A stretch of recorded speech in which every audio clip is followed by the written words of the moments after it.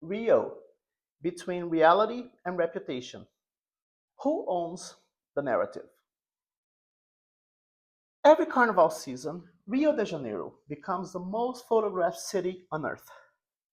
Beaches overflow, blocos pull through the streets, and hotel occupancy in Zona Sul and Centro climbs to near capacity.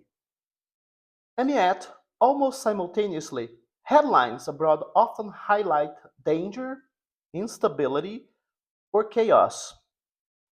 How can a city that attracts millions of visitors be portrayed so negatively at the same time? The answer begins with media economics. Fear travels faster than nuance. A peaceful celebration with 2 million people dancing safely does not generate clicks the way a single viral incident does. News cycles are built around urgency and disruption. When something goes wrong, it is amplified. When things go right, it is expected. Rio becomes a stage where isolated events are sometimes mistaken for the whole performance. There is also historical memory at play.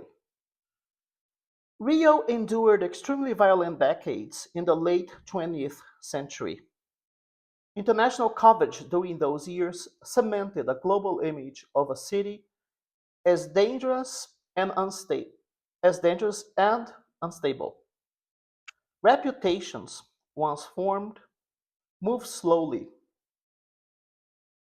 Even as security strategies evolved and neighborhoods transform, narrative inertia persists. Cities like New York and Medellin successfully reshaped their global stage and image, their global image on the world stage. But that process took decades. Rio is navigating that transition. Another factor is geopolitical framing. Latin American cities are often presented through lenses of inequality, corruption, and instability. When unrest happens in European and North American cities, it is framed as episodic. When incidents occur in Rio, they are frequently framed as systemic.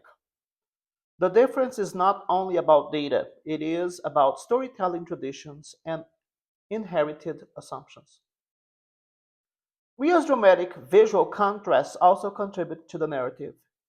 Few global cities place luxury high rises, informal settlements, mountains, and beaches in such close proximity. For international correspondents, those images are powerful and symbolic. Helicopters over Copacabana, police operations on hillsides, crowds at Carnival, visually striking scenes are irresistible. The city becomes cinematic, and cinema often favors tension over subtlety. Domestic media dynamics complicate the picture further. Security in Brazil is deeply political. Crime statistics can become tools in broader debates about governance at the municipal, state, or federal level. Rio, as a cultural symbol of the nation, absorbs a disproportionate share of that scrutiny. What might be a local incident becomes a national talking point. None of this means Rio is free of structural challenges. Inequality remains real. Urban violence exists. Situational awareness matters, especially during massive events.